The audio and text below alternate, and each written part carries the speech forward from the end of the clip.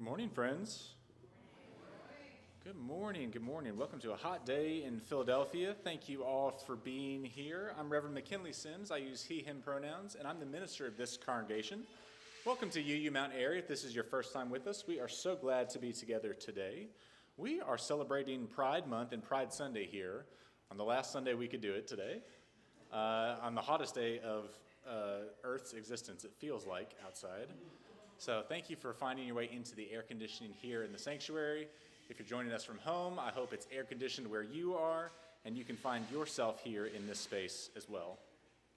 I am so honored to be co-leading the service today with Janet Mason and Mary Ellen Norick, who will be offering words of reflection. We have a guest musician here. This is Abby Reimold. We are so glad to have them here with us, providing guitar and piano and singing as well. Thank you, Abby. It's good to see you and meet you. And you've heard from Pat Case on the guitar, or was that bass, Pat? Guitar. And you'll get to hear from Pat a little bit later in the service. And if we could please give a huge round of applause to the man behind the curtain, Mike Foy, who is also working with Alvaro Aleman, and Alvaro is taking the reins today on our AV tech.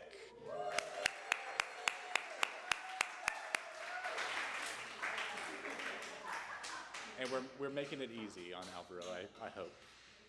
All right, friends, thank you for joining us here. We're going to settle in with just a nice, easy breath together. So if you're here in the sanctuary, take a minute, roll your shoulders out, sit back in your pews, find your feet flat on the floor.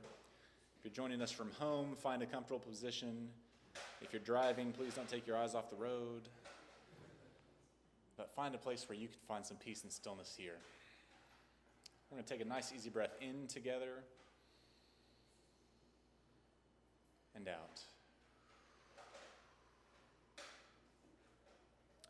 In Unitarian Universalist congregations, we're people of many differences, different religious traditions, different ways of moving in the world, different ways of loving and expressing ourselves, and we are people of togetherness who make covenant promises together to act for justice and love and liberation. That is what we aim to do today as we talk about Pride Sunday. And even in times like these, a phrase that I so hate having to continue to use, times like these, I'm filled with gratitude for being able to gather together to do this worship service. We are going to light a chalice to celebrate our coming together in love. Today's service features the words of James Baldwin. Some of us may be familiar with James Baldwin, an icon, theologian, and author, and a civil rights activist. And we are going to sprinkle words of Baldwin throughout today's service. So we're going to light our chalice. I'm going to invite Elizabeth Ann Ford to light our chalice and invite you to read the words that are on our screen along with me.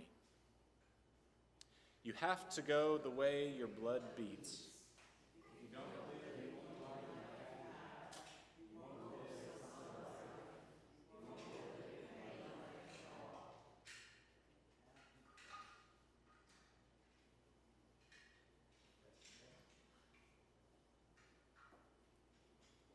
Our opening hymn is number 123. It's in the gray hymnals that are in your pews. The words are also on the screen behind me. Abby is going to lead us on guitar. We're going to sing Spirit of Life. Would you rise in body or in spirit, please? 123, Spirit of Life.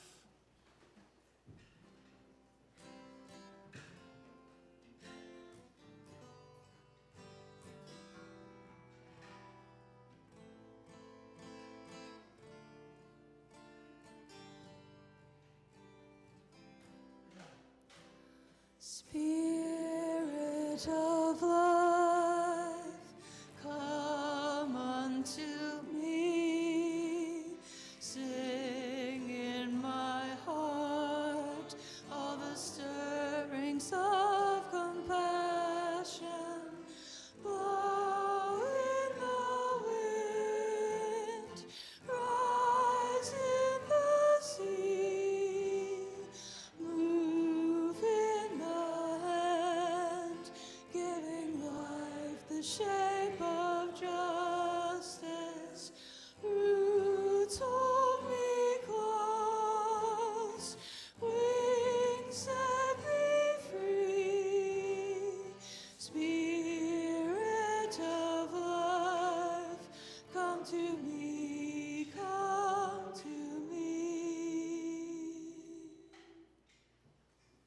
Amen. Thank you. Thank you, Abby. The mission of this congregation is building beloved community by embracing all souls and nurturing wholeness. And one of the ways that we do that is through the sharing of our joys and sorrows in a ritual that we call Joys and Sorrows. If you're here in the sanctuary, I invite you to participate as fully as you want to. If you would just like to sit in the pews and listen to Abby play some music, that's wonderful. If you would like to come up by the side aisle, grab a stone from the basket at the rear or here at the front, take a second and check in with yourself and say, what am I feeling today? What am I worried about? What am I hoping for? Who am I thinking about, praying for, praying with, sending good energy to? Let that stone become infused with those thoughts, joys, and sorrows. And when you're ready, drop it into the bowl of water that symbolizes this community and how we hold one another and all that it is to be human. We'll listen to some music. If there's something especially pressing that you would like to share, I'm going to move this microphone away from you, Abby, just for a second. I invite you to use this one, being mindful that we are recording this service and broadcasting it, not to Times Square, but to a few places. Talk right into this microphone. Tell us your name, what you're feeling, who you're thinking about today. We invite you to share that if you're willing, or if you just want to return to your seat, that's fine as well. After we're done listening to some music, we'll take a second to reflect and pray together. Come, come, whoever you are, the table of joys and sorrows is open.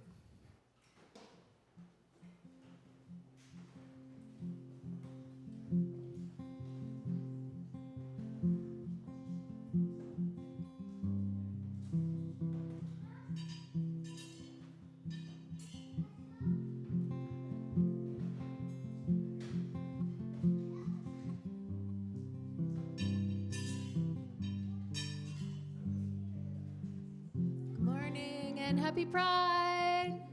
Yay! I'm so thankful for this congregation, so thankful for this service. Yay.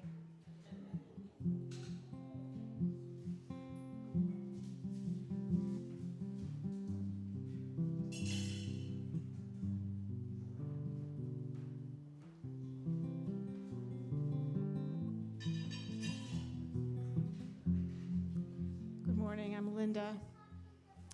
I'm very, very saddened. Some of you may have heard or may not have heard that Kathy Baxter passed away a few days ago. And she was 95, and I had seen her last week. She looked very poorly, and I was thinking the end would be near. I just want to say how grateful I am for her life and the amazing anti-racist work that she did in education and in housing. And her spirit was just really wonderful, and I'm grateful for the friendship that we had, and I'm going to miss her a lot.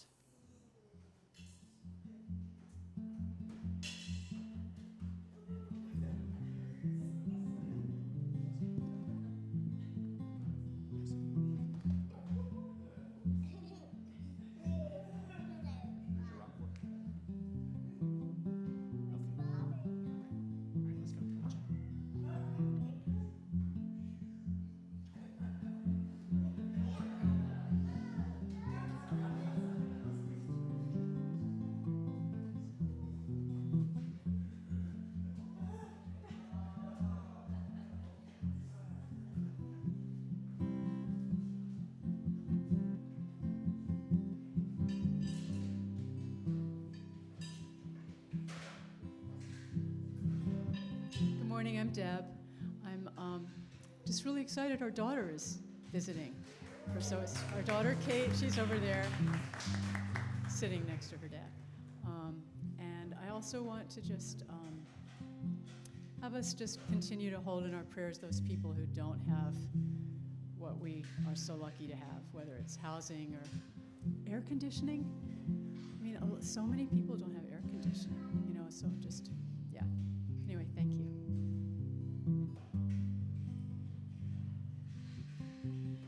Hi, I'm Sandy. I've been a member of this church for a long time, and I am very sorry I couldn't make what must have been a beautiful service yesterday for Ellen, and she was a friend of mine too. I'm so sorry to hear about, oh dear, Baxter. Yeah. Oh yes. just did want to report that my daughter-in-law is very angry with the entire crowd in Silicon Valley, I believe. And I'm trying to entice her to come here. But I don't think they can sell their house right now. Everything is crashing in California. And what is happening is that my granddaughter, who majored in computer science, is having trouble finding a job. So, you know, good old California.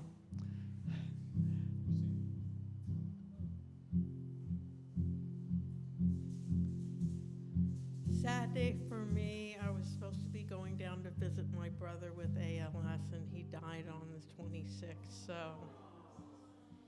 So life is life.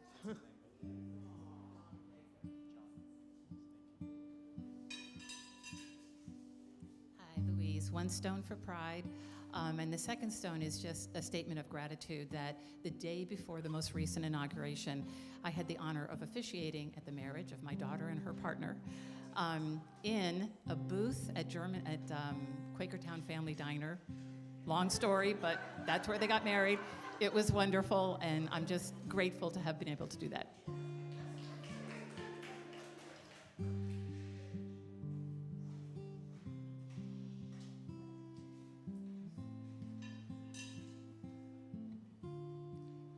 I'm Ann. Good morning. I'm just thinking of my first cousin who was older than I am, but not with us anymore. And it was a long time ago, really, that one of her grandchildren decided that she wanted to make a change, and she is now he. And I just remember her saying, well, I'll pay for college, but not for the surgery. And right now, I'm thinking that there is a member of my family, as well as many other people, who are not in a place that any of us would want to be. So my prayers always for all of our communities, whoever they are.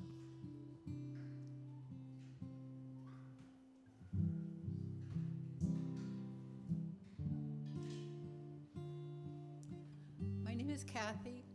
30 years ago, we brought home our newborn Elijah, who we adopted. And on his 30th birthday, I'm so grateful to his birth mother for giving birth to him and for entrusting us with raising him.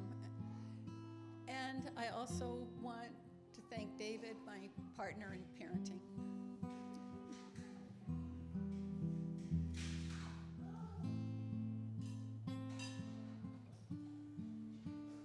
Good morning. I am Anthony. I usually don't do this. I don't like speaking in front of large crowds. I want to sincerely thank all of you, my church family, for your love, support, and helping hands yesterday that made Ellen Memorial Service so beautiful and meaningful. Your kindness and presence has brought great comfort during this difficult time, and I'm truly grateful to each of you. Also, my heartfelt sympathies and condolences goes out to Kathy and her family. May she rest in peace. Thank you.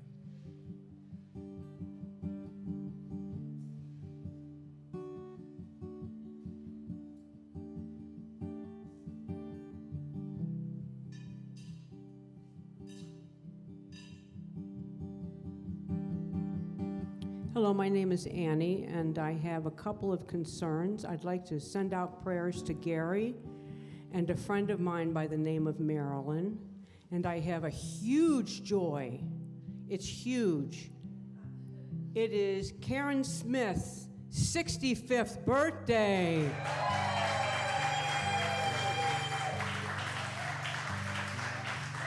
Actually, she's 50.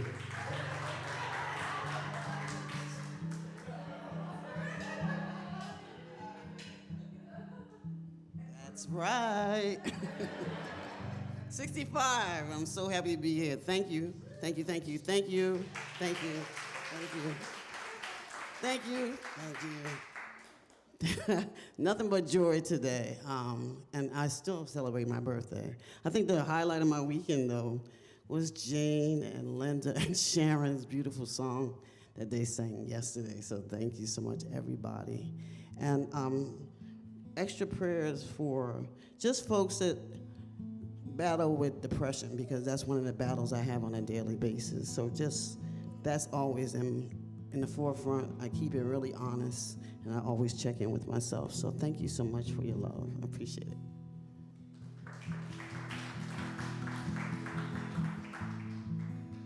I forgot one thing. I'm a collector of stones, like these stones and shells and things like that. And for my 65th journey, I bought a bunch of shells that I wish you would all take one, so you'll have a piece of me through the rest of your life. So they're sitting outside there, so you can just help yourself.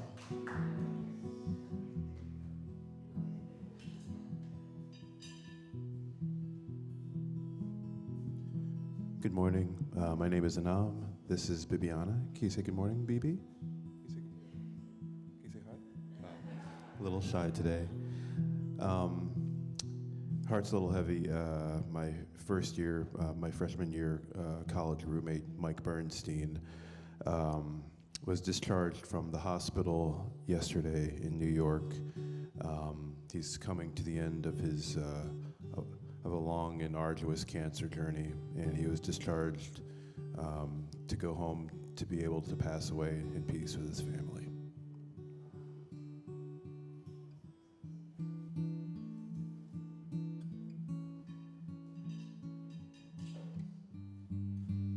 Good morning, I'm Jill. My first is the joy I had at the performance I did the other night. Some of my UU family came out. It was amazing. Had an amazing trio, including my son on drums. And just so much joy. Thank you so much for that love. And then, unfortunately, a sorrow is, I learned from my best friend's fine. I learned from her last night that her, I don't want to say too much because children are here, but there was a terrible car accident of her nephew's neighbor, and unfortunately, a young boy was lost. His father is in critical condition. And it just broke my heart. So I don't know them, you don't know them, but send love to this mother dealing with this.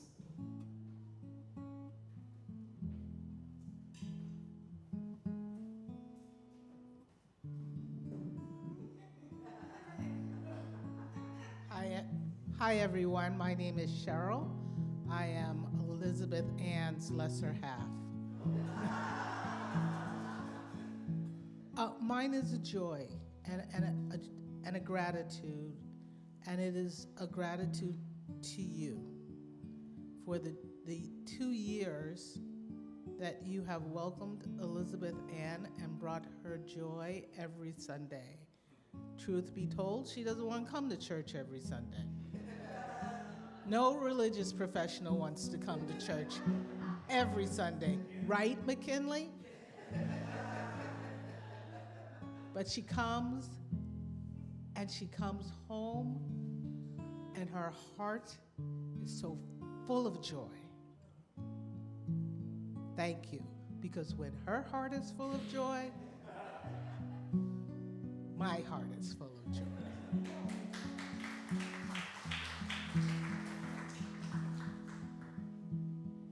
Cheryl kind of stole my thunder. I was going to say that we've got a bittersweet joy today, and that is in a few minutes we will be hearing a story for all ages from Elizabeth Ann, but the sorrow for us is that it's the last time that you'll be doing that for us. But today we're celebrating you, so come downstairs to coffee hour, everybody, and we will do that.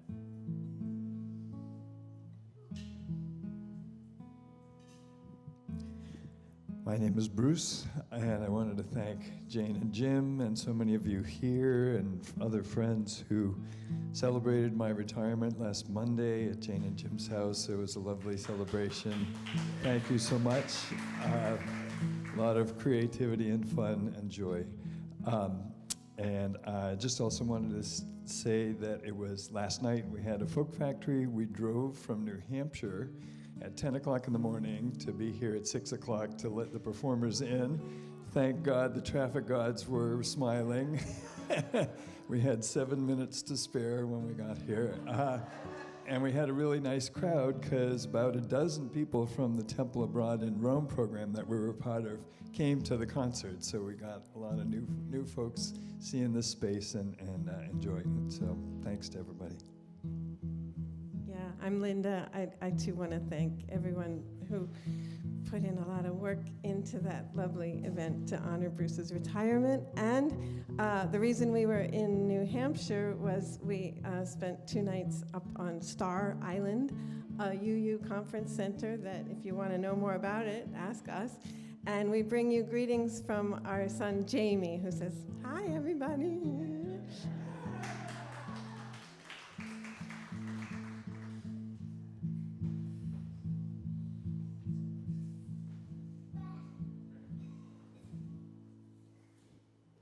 Thank you, friends. We're doing a moment of reflection a little bit differently. Hey, can you be still for a second? We're going to pray. Do you want to hold my hand? Do you want to hold my hand? Come sit. Matt, can you hold my hand? Friends, I'm going to pray. I'm going to invite you to join me however that feels comfortable for you. Spirit of life, in who we live and move and have our being, and who we make our way in the world, and into whom we die and pass away. In holy mystery we are born, in holy mystery we live. This mystery is full of both joy and sorrow in this world that we create as humans, where we are mommies and daddies, parents and siblings. We are caregivers and caretakers, and we are people who need care. We are people who need love, who need affection, who need compassion, who need generosity. When we put love at the center of our worlds, may that love infect the world around us and change the systems that are not broken, but are functioning exactly as they mean to take away rights, to take away joys, to take away resources from those who need them most. May we be a part of the long arc that bends towards justice. May this place be a place that puts love at the center, that puts pride into all that we do and all who we are, and may we be the difference we want to see in the world. May it be so. Amen. Thank you. All right, we are going to have our time for all ages, so I invite Miss Elizabeth Ann Terry forward to share our story. And our children of all ages, from 1 to 99, please feel free to come on down and find a spot on the carpet. And we're going to hear a story from Miss Elizabeth Ann.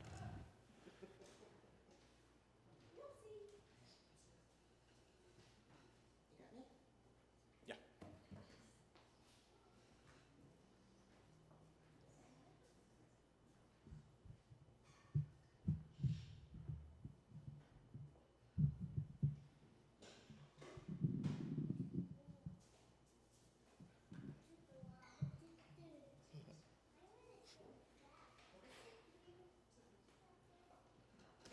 As we get settled, I'm Elizabeth Ann, your outgoing Director of Religious Exploration. I use the pronouns she, her, and Elizabeth.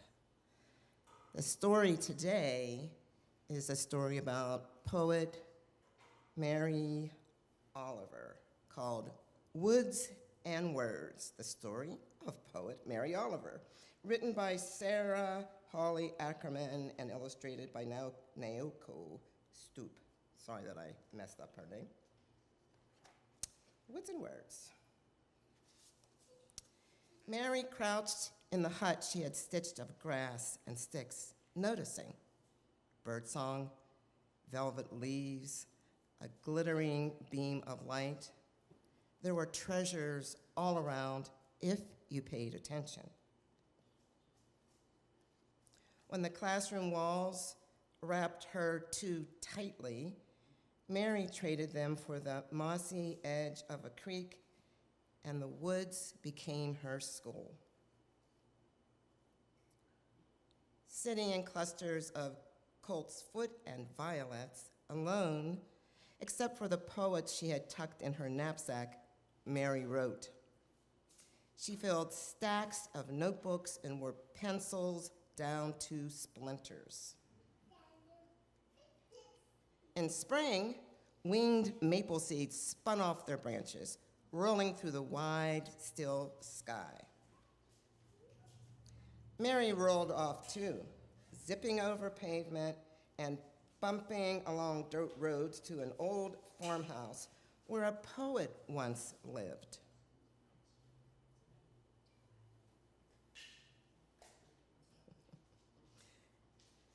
She wrapped herself in woods and words. What more could she ask for? And then, a regular day, just a visitor at the kitchen table, but Mary saw it, love. It took Molly longer, but eventually she saw it too. They captured their world, Molly with her camera and Mary with her pencil. Click, click, flash. Scritch, scratch, slash. They settled in Provincetown, a speck on the map where land ended and the sea began. Mary walked the woods, searching for poems. There were always poems if you paid attention. She found one burrowing under a damp, mysterious layer of leaves. Mary scooped up another poem as it flashed by on the backs of two black snakes. Poems were easier to catch with the right tools. A notebook that fit in her pocket and pencils she kept tucked in the trees. Mary gathered words as she walked, along with clams in the sandflats and fat, shiny mushrooms. For poems, yes, but also because she was hungry. And she saw how the woods were full of supper to bring back to the boathouse she and Molly called home. When money was scarce, Mary worked at a printing company. Leftover paper scraps were destined for the dustbin until she noticed they were just right for scribbling long, skinny poems. Some of her poems appeared in magazines. Others were bound and sold in the bookshop Molly opened. And then, on a regular day, with a sink full of suds and dishes to wash, ring, ring, ring, ring, Mary had won a poetry prize, the biggest poetry prize. She nestled the telephone back in its cradle and went to the dump. Prize or no prize, her roof needed shingles. Some critics sneered at Mary's poems. One editor would print Mary's poem only if she took the word beautiful out. But Mary thought that snow and silence, the blinking eyes of a black bear, and even a cob of corn were beautiful. So she told the truth, even if it meant a man wouldn't put her poem in a magazine. Some people thought poetry had to be fancy, but Mary believed poems were for everyone, best served plain. So she wrote what she liked, and readers tucked her words in their knapsacks and loved them. When a muskrat bit her thumb, she turned him into a poem. The grasshopper who arrived at her plate to lap up birthday cake frosting became a poem too. And year after year, her dogs barked and bounded across the page. That's just how Mary lived, in a home she built of woods and words. Discovering what else and where else a poem could be. Almost the end, but I was inspired by Mary at the print shop and being able to write skinny, long poems. So please, I brought these for y'all. to write some skinny, long poems. Mary Oliver.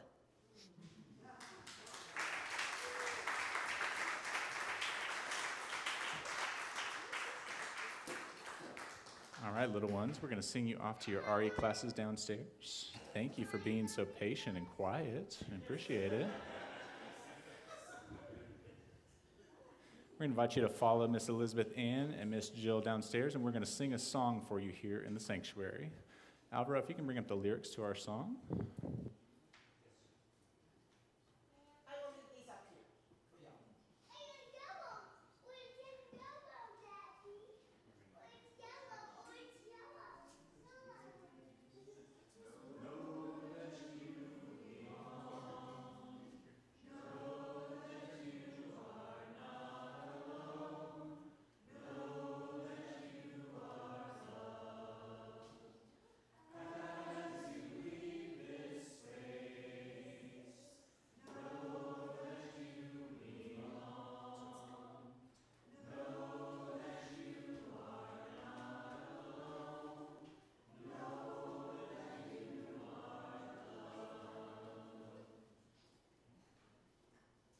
See ya.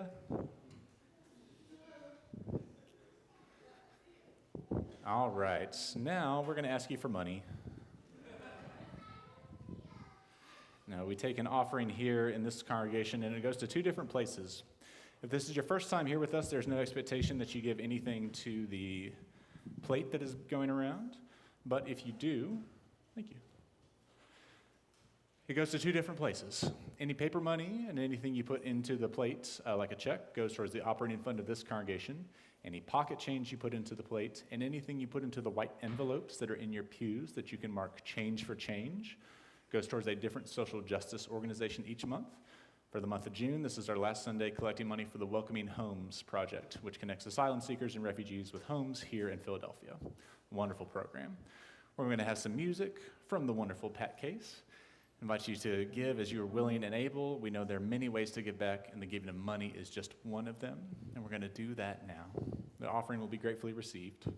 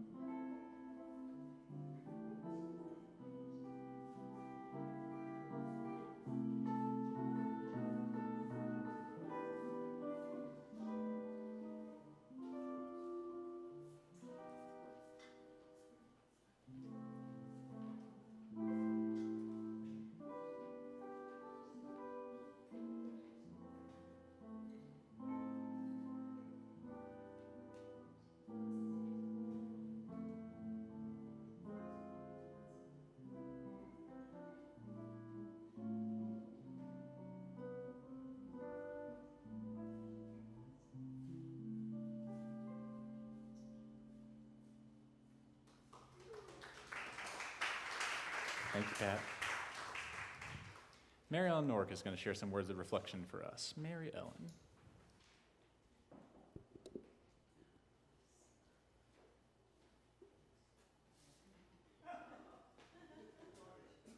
Howdy. I'm a little prideful today, so you'll have to excuse me. Anyway, yeah, I decided to also dress up a little. I got my socks on saying, I will never behave. Okay. So right? And as we wind down in this month, we must never, ever behave. So I won't read this whole book, but I'm going to be a little passionate about this. So I'm happy to be here today to honor our gay brothers and sisters and share the service with Janet. Janet and I talked about honoring James Baldwin. This was something we had thought about for a while, especially last year. I don't know if you recall, he turned 100, and really exciting. Lots of, stories and things came out about him in the media and whatnot. So we also thought with Giovanni's Room being produced at Quintessence Theater, this would be a great time right here in Mount Airy. Sing his praises, and if you haven't seen the play, I really urge you to see it. It's great, it's wonderful, and it was extended a few weeks and premiered right here. It's a seminal work. It was written around 57, and beyond its themes of sexuality, it covers exile and belonging, and most of all, the ability to embrace your true, authentic self, which we've talked about a little bit here today, and the consequences if you are unable to do so. The subject of confusion and loneliness that resonates deeply in the gay community, and therefore to all of us. To me, it showcased the need to be brave and persevere and be resilient, and how I see the gay community then and now. Many of you may know Baldwin, maybe you don't, so I'm urging you, read a book when you get out of here today, in his honor. His work has been a significant influence on queer culture, particularly in the context of Black queer culture. And it's a cornerstone in literary tradition, and his influence continues to resonate with readers and scholars alike. In his later years, he described this book about what happens to you if you're unable to love anybody. And I found that absolutely fascinating. A lot of the philosophies and his speeches, his interviews, etc., I urge you to catch them because they're absolutely amazing. So the local production reminded me to read him again. So I picked up his essays. I became immersed, as I had in the early 80s when my best friend gave me a copy of Giovanni's Room, and we read it at the same time. It opened up our lives to explore our identities and take a leap to live the way we wanted to and not what society expected. As we look around at what's happening to the cancellation of queer culture, or at least the attempted shutdown, we can be reminded of this resilience more than ever.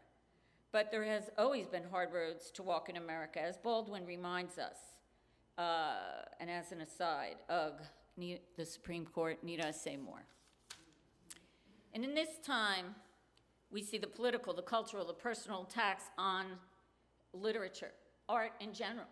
I remind myself in history how we can take the queer, weird, and wonderful world and see how it still thrives in the face of adversity. And it has thrived. It is adversity itself. Recently around the country, many gay pride parades and other events were shut down, mainly due to corporate sponsors pulling out of their support. But the good news is many cities and towns also found they didn't need those sponsors, as grassroots took hold and inventiveness in the gay community got to work. And as many of you may know, the Stonewall riots morphed into some of these gay pride parades. So these flamboyant, fabulous, and marvelous parades really stemmed from resilience. My first gay pride parade in New York when I lived there was outrageously brilliant. We celebrated a well-earned bacchanal and drag queen heaven. And oh, just another side. Yesterday, some of you may have seen in Hungary, Viktor Orban's world, that there is one of the largest gay pride parades in the world. And he said he was going to shut everybody down and maybe not jail them, but everyone will be fined a huge amount of money. And they showed up. And you got to check the pictures out when you leave here. It's absolutely joyous. So back to me and this. You may say queen culture, drag heaven, gay bingos, reading groups do not get to the heart of resilience, but oh, they do. Call it flourish pride, showing the real rainbow of resistance and celebrations well earned. When I lived in New York and immersed myself in gay culture, I became the person I truly knew I could be, an artist, willing to push boundaries, stand tall in my convictions, and support those people that held me up. Recently, I ventured downtown to the Gay Pride Parade in Philly. I was happy to see folks dancing in the street, carrying on the bacchanal, and celebrating gay culture and life in general. In defiance, they are being who they are meant to be, an exaggerated rainbow of community and pride. We need the fluff to promote the reality of joy and resistance together. For all my frivolous successes in early 80s New York, immersed in drag culture, and after all the amazing breakouts of numerous closets, came the seriousness of AIDS. I became an activist then, as it caught us all off guard. Thinking of that time, I liken to what we're experiencing today, the ignorance, the fear, and what we know that we need to do to be in solidarity with the gay community. I, for one, would not be who I am for my amazing Amazonian women who helped me to forge my feminist guerrilla tactics, to the wonderful men and women and gender-changing humans who I've loved and in turn changed my outlook on life. And I'm talking about serious things with this hat. It's tough. I stand in solidarity with our gay comrades, or as so-and-so might say, pass me a handkerchief, darling, and don't forget the sarcasm. But back to Baldwin. As one of many iconic writers that moved us along with active social change through the generations, we know literature changes us. We know art changes us. It heals us. It takes us through these difficult times and brings us into who or what we're meant to be. We're in a whirlwind of change and mayhem in paving the way for gay rights. Baldwin paved the way for other writers to tackle the theme of gay literature, and we have an abundance of writers who bring their works today into mainstream culture. As an activist who played an influential role, Mr. Baldwin insisted on his right to criticize America, or as my friend who is a big Baldwin scholar and fan said, Jimmy Baldwin. I applaud him, he applauds him, and I urge you to do so. Take another look, whether it's his essay, his books, his civil rights voice, his interviews with Maya Angelou, Nikki Giovanni, and some incredible work with Margaret Mead, where art and activism collide, artists in their glorious forms, again, it's activism. Look to the rainbows. We need all the voices of activism and literary forces who speak to the bravery we must have to be in solidarity with those that are discriminated against. And I will end it with another frivolous quote. Be a Fruit Loop in a world of Cheerios.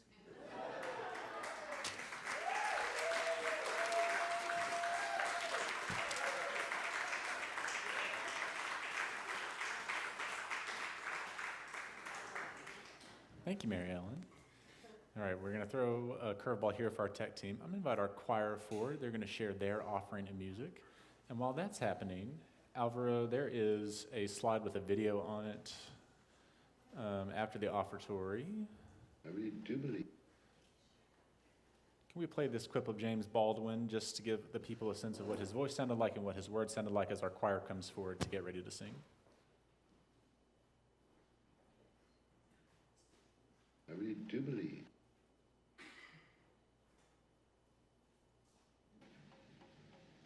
that we can all become better than we are. I know we can. I love a few men, I love a few women. And a few people love me. That's, I suppose, that's all that saved my life.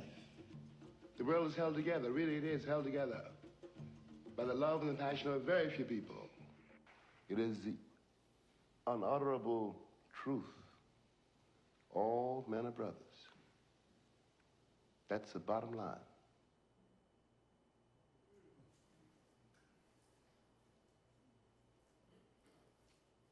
I really do.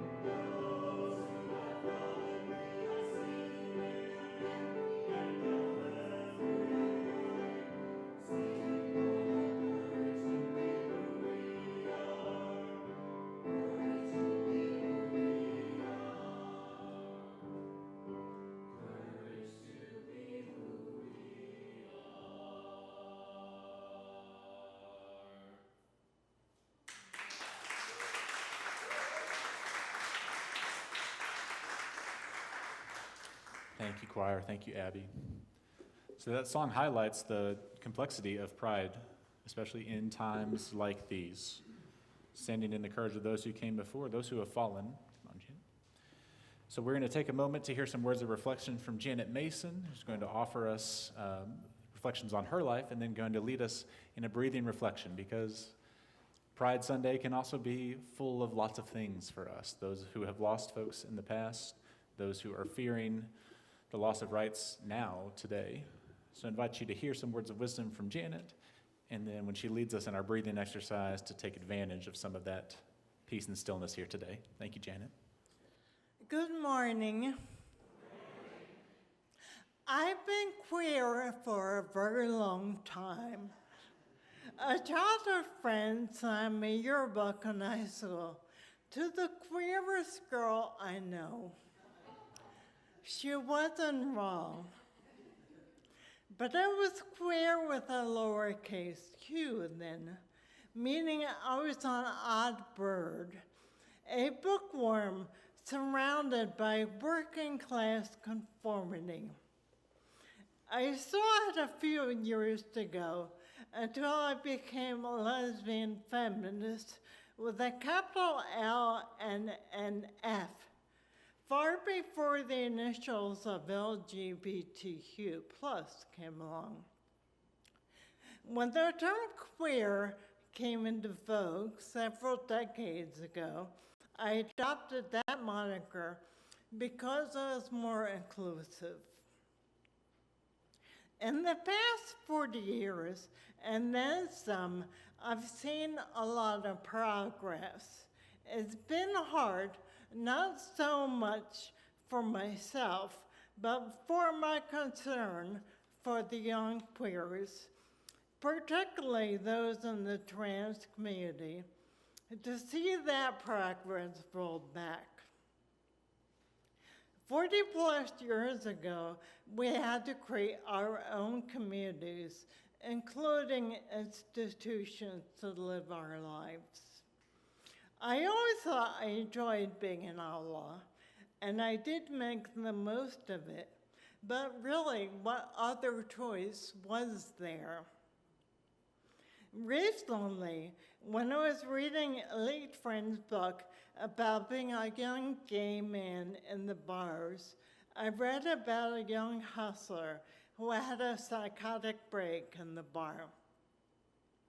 I witnessed the same thing when a lesbian at a women's music festival had a psychotic break in the woods. The settings and symptoms were different, but my friends, the author Jim Corey's work, made me understand the external and internal pressures of living in a homophobic society caused those breaks. Being an outlaw may have seemed like fun, and maybe it was, but it was necessary. It may be human nature to look back with nostalgia, but it's dangerous to romanticize the past. And starting from scratch isn't something I'd wish on anyone. About 5.5 years ago, my partner Barbara and I went to a healthy plant-based diet because of medical reasons. Shortly afterwards, we both had major shifts in our thinking about the rights of animals on our planet. Recent developments in quantum physics prove that everything is connected, but we know that. I feel so good that there have been times when I seemed like a different person, even to myself. Being different gave me plenty of experience through being a vegan, but I am still the same person. I'm just lucky to be here. After some reflection, I realized the essential thread between my past and present is love. I love the animals, and I love the planet. I love feeling part of the universe now more than ever. Perhaps most of all, I love the human animal that I am. It's a radical to be healthy, and it's fun. Pride may be for a particular group of people, but we all need pride. The world would be a different place if everyone loved themselves. We may all be on different paths, but we can breathe together and have compassion for ourselves and others. Inhale compassion to a count of 3. Then exhale to a count of 5 and breathe out peace for ourselves and for all beings in the world. So Janet, can you give us those instructions again on what Sure. we breathe in and what we breathe out? Breathe in to a count of 3, breathe in compassion, then exhale to a count of 5 and breathe out peace for ourselves and all beings in the world. Please breathe with me.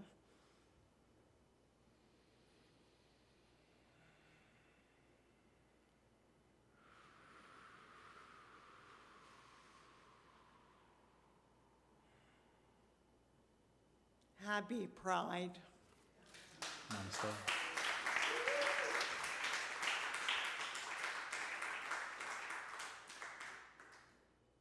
Thank you, Janet. Thank you, Mary Ellen.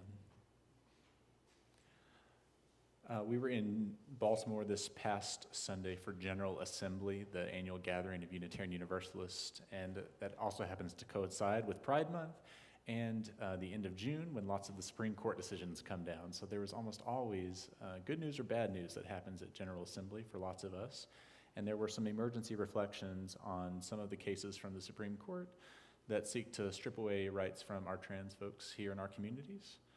And I just want to lift up that the UUA, as a religious body, has done some work in past General Assemblies to make big decisions as a denomination to give religious protection to people, to say that an expression of our faith is that lesbian, gay, transgender, queer, questioning folks are whole and holy, that their rights are human rights, that they are part of us, that there is no othering of anyone, and that as an expression of our faith. And so when the courts make some of these decisions and also side on the strength of Christian nationalism, they're also opening the door for progressive people of faith to make the argument that says this is a religiously protected, constitutionally protected expression of our faith, right? So when we hear cases like the Skrmetti case in Tennessee, it's heartbreaking. When we see what's happening with books being pulled off of shelves and queer folks being forced underground and wondering what's going to happen, that's all scary and that's all real. And like Mary Ellen talked about in Budapest, Hungary, in one of the capitals of fascism outside of America right now, 500,000 people showed up to say, we're here, this is who we are, and we're not going away. And in a time like this, where James Baldwin would be criticizing America, I know, I think it is incumbent upon us to do so as well, and to criticize and to act in ways that put love at the center, but also to not shy away from what Janet is offering to us, and to be an outlaw, to be a rebel. This is part of gay history for a long, long time, right? We have Pride Month now, but if you look back through queer history, the first Pride Month was not peaceful. It was not law-abiding. It was against the government. It was against the law. They were rebels and outlaws, and some might even say insurrectionists. But if your government is one that puts fascism at the heart rather than love at the heart, then as people of faith, one, I think we have no choice but to be rebels and outlaws. And two, that is an expression of our faith, which puts them in a bind and not us. because they want to lift up the power of religion above sometimes common sense. So for those of us who put common sense into our religion and put love into all that we do, when I think about Pride Month as a straight white Christian dude from Texas with all manner of privilege, I would have thought that pride is not for me, as Janet lifted up. And that's true, right? And it doesn't mean that I don't need Pride Month as a straight cisgender person, because our liberation, as James Baldwin would talk about, is bound up together. That we all need one another, and something that affects one of us will eventually affect all of us. So when the UUA gets together and makes these decisions to protect the most vulnerable people right now, that protection is also for me. And even if I don't get something, I've learned a lot from my queer colleagues and my queer friends, a lot. Even if I don't understand something, that doesn't mean that I don't benefit from it. And that it's okay to have a little bit of selfishness in the way that we move through the world. Because I matter too, and my liberation is important. So if you are moving through the world with privilege similar to mine, I invite you to get a little weird and to look out for our queer siblings and to come back to places like this and find spaces and communities that are hopefully not starting from scratch, like Janet said, but are doing the work of this holy insurrection, being rebels for love and outlaws for justice. Because that's the paradox we find ourselves in. And if we are to be part of the long arc that bends towards justice, it starts with these everyday holy moments of being a little weird, being a little proud, and of widening our circle wider and wider to make room for all kinds of people here. To remind people that you are loved and worthy of love, that you are beloved, that all genders are whole and holy, and that centering the most marginalized amongst us, protecting our trans siblings, that is a fundamental expression of our faith. I hope we can hold on to that, and hold on to that duality, that there's plenty to criticize about America, and there are things that we can work with within this system to start shifting things back. And I believe we will get there. May it be so. Amen. I might just to take a second just to breathe, as Janet invited us to.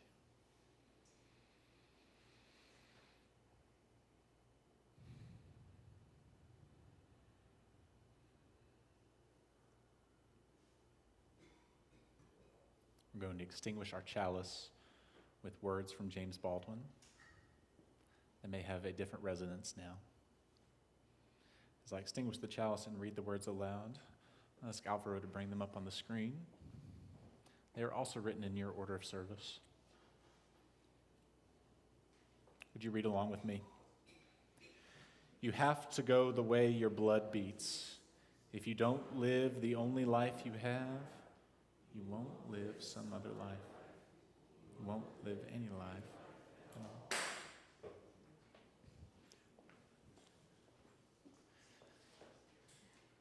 Oh, sorry. Go for it. That's my fault, not your fault. We're going to sing a final hymn. I invite you to rise in body or in spirit to sing number 170 in the gray hymnal, We Are a Gentle, Angry People. We're going to sing verses 1, 2, 5, and 6. So the words are on the screen behind me. If you're following along in the hymnal, 1, 2, 5, and 6, and Abby is going to lead us.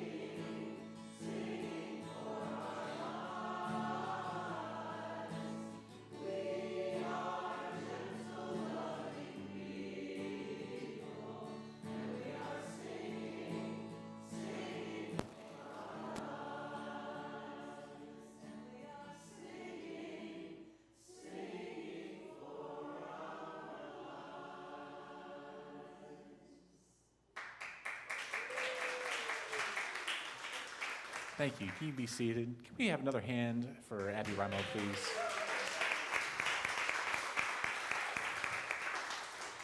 Thank you, thank you, thank you. So friends, we're coming to the end of our time together, but we want to do a blessing and a recognition, right? So the blessing is for one specific person, but the recognition is for lots of people. So Elizabeth Ann, if you can go ahead and come on up here, please. Thank you.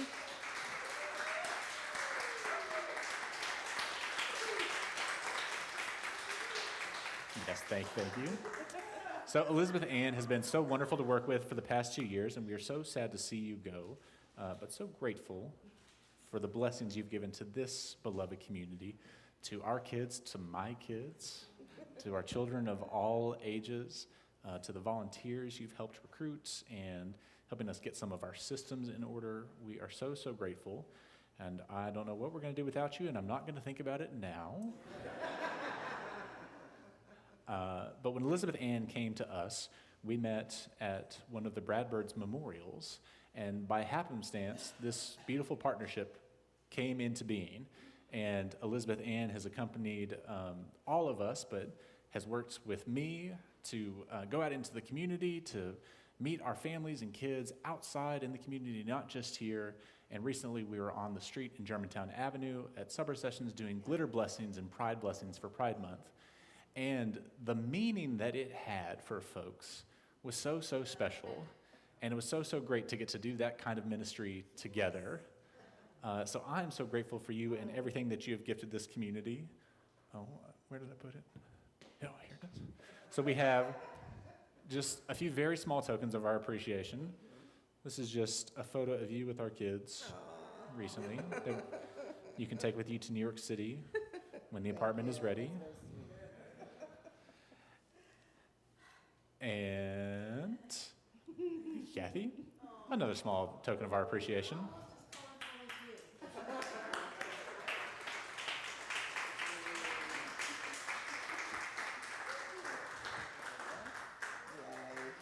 So we are going to celebrate Elizabeth Ann downstairs with some ice cream.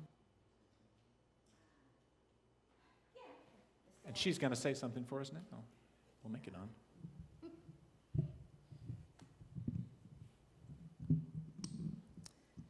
So after working at the Unitarian Universalist Association for 10 years, I retired.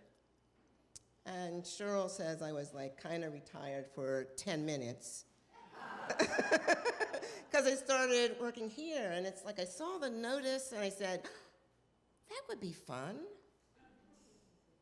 I could do that. Love kids, I'm an educator, like let's do this. And so this time here has made me a much better teacher.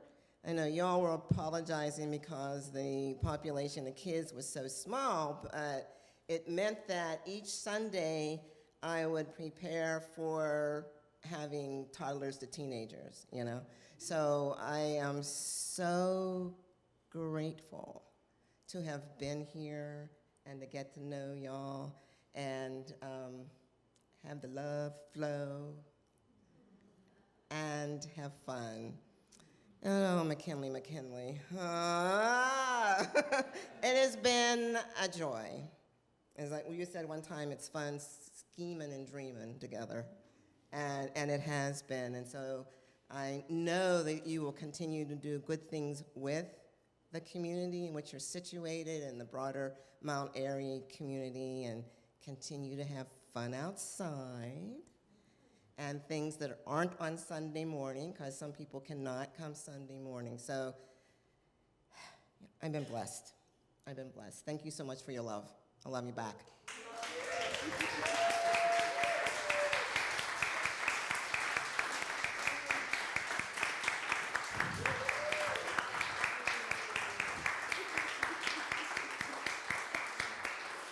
It's a blessing for Elizabeth Ann and for us all.